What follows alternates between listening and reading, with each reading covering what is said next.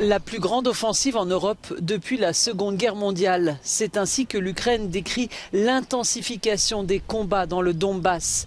Les bombardements sont incessants pour la prise de Severodonetsk, Lysychansk et Liman, 3 villes de l'Est. L'armée russe a tué au moins 14 civils hier, selon Kiev. L'ennemi continue d'utiliser des tactiques de terreur contre la population civile ukrainienne dans les territoires occupés. De même, la détérioration de la situation socio-économique dans le sud et l'est de l'Ukraine se poursuit.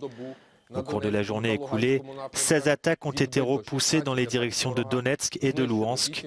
8 chars, 22 véhicules blindés et un véhicule ennemi ont été détruits.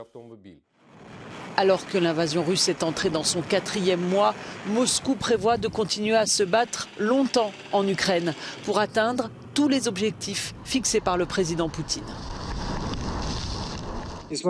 Nous poursuivons l'opération militaire spéciale jusqu'à ce que tous les objectifs soient atteints, indépendamment de l'énorme aide occidentale au régime de Kiev et de la pression sans précédent des sanctions.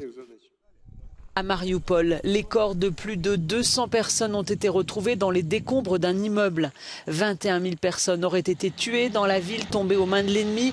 La Russie est accusée, pour dissimuler le nombre de morts, d'utiliser des crématoriums ambulants. Désormais vide, l'usine Azovstal, qui abritait des milliers de civils et de combattants ukrainiens, montre l'étendue des dégâts après près de 3 mois de siège.